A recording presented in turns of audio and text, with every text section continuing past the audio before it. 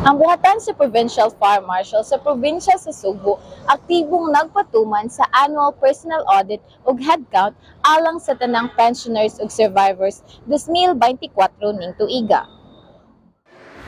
Kini nga mahinungdanong programa nagsugod niadto Nobyembre 11 ug magpadayon hangtod Nobyembre 29. Ang maong inisyatibo nagtinguha nga masiguro ang tukmang mga record, pagkamakaako ug episyenteng serbisyo alang sa tanang personnel, pensioners ug survivors nga anaa sa pagatiman sa BFP sa Subo. Ang annual audit naglakip sa pagpamatuod ug pila o kinsa ang aktibong personnel, pagsiguro nga ang tanang kasamtangang miyembro nasulod sa record ug updated ang tanang impormasyon. Sunod mao ang pagtuki sa pensioners ug survivors kung diin gikumpirma ang kahimtang sa mga retiree ug benepisyaryo alang sa husto nga pag-apod-apod sa benepisyo.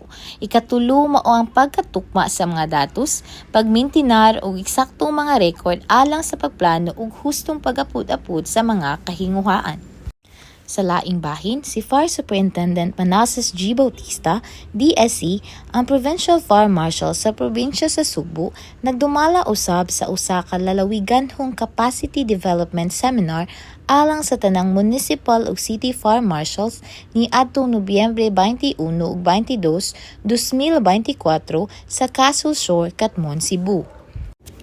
Ang maong seminar nagtumong sa pagpalambo sa panaghiusa o komunikasyon tali sa mga fire marshals, pinaagi sa interaktibong mga aktibidad o kolaboratibong mga buluhaton.